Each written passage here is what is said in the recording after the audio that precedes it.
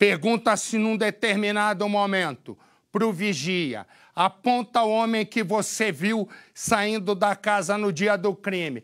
Ele levanta e aponta o Gil Rugai. Depois vem uma segunda pergunta, feita por quem, de que maneira, sobre a segunda pessoa, e a resposta. Aproveito para dar uma boa tarde para a Fernanda Arcanjo, que eu já dei, e para o doutor Ricardo.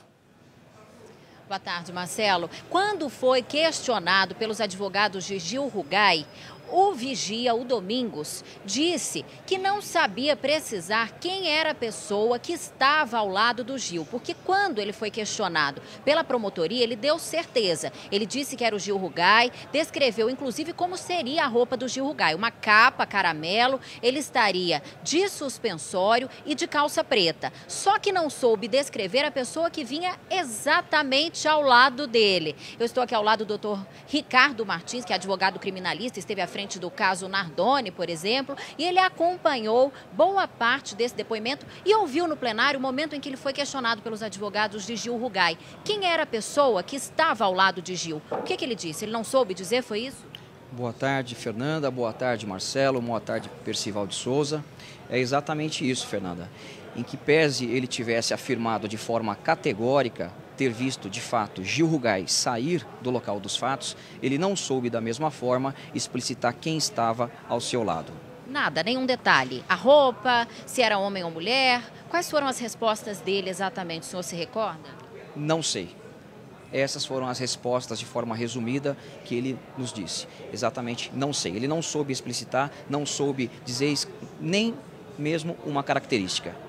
Doutor, Marcelo. Doutor, o senhor acredita que uma peça decisiva ou uma das peças decisivas por uma condenação do Gil Rugai é o vigia, porque é a única testemunha que seria, entre aspas, ocular da saída do Gil Rugai.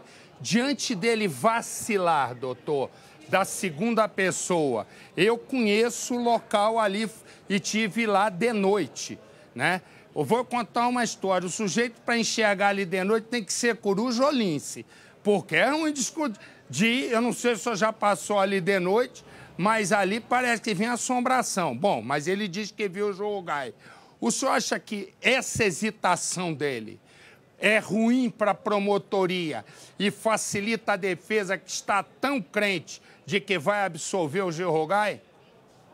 Olha, Marcelo, primeiro é importante ressaltar que tanto a acusação quanto a defesa têm feito um brilhante trabalho no desenvolver dos atos processuais até o presente momento. Agora, parece-me que o núcleo da acusação se refere justamente a essa testemunha que seria a testemunha principal. E sendo ela, se de fato for ela a única testemunha principal, eu acredito que a defesa, pelo menos nesse primeiro momento, tenha se saído um pouco melhor. Um pouco melhor na medida em que conseguiu mostrar para os jurados que, de fato, a testemunha, em todos os momentos em que ela foi ouvida, ela prestou diversos depoimentos que se contradizem, inclusive, com relação ao depoimento aqui prestado. E isso foi muito bem aproveitado pelos advogados de defesa, tentando mostrar para os jurados que aqueles depoimentos lá na frente não condizem com o que ele está falando aqui, portanto, mostrando que a testemunha não gozaria de credibilidade.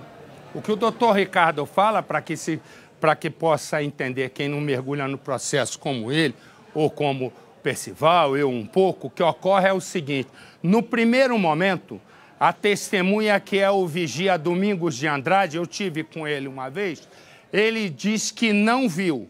Depois que ele entra para a questão de proteção à testemunha, quando ele diz que está sendo ameaçado e 2 ou 3 dias depois do crime, a guarita que ele estava trabalhando, tocaram fogo na guarita, né, e ele se apavora, e imediatamente ele entra para a proteção à testemunha. Ao entrar para a proteção à testemunha, ele aí começa a dizer que viu, depois começa a se contradizer. Por isso o doutor Ricardo diz exatamente a coisa que é: o conflito. A promotoria acerta de que ele acusaria o Gil Rugai, mas ele é vacilante ao falar de uma segunda pessoa.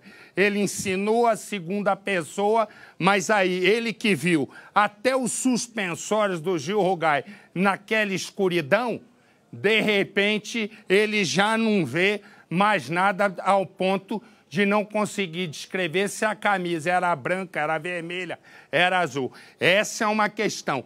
Apesar de que o Gil Rugai tem vários pontos contra ele. Posso citar alguns.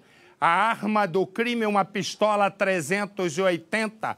Pouco antes ele tinha feito um curso de tiro. A polícia encontra o diploma. Entre as coisas dele é encontrado uma cápsula da pistola 380 que condiz com a arma do crime. Por que a arma do crime? A arma só foi descoberta 400 dias depois pela doutora Elizabeth Sato, hoje diretora do DHPP. Ela encontra, onde ela encontra?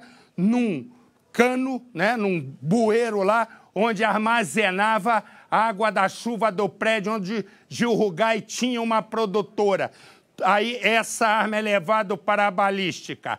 Foram disparados 11 tiros contra Luiz Carlos Rugai e Alessandra Troitino, a madrasta. No corpo dela tem 4 balas, no corpo de Luiz Carlos Rugai tem 3 balas, 7 balas. 4 foram alvos errados. O que ocorre?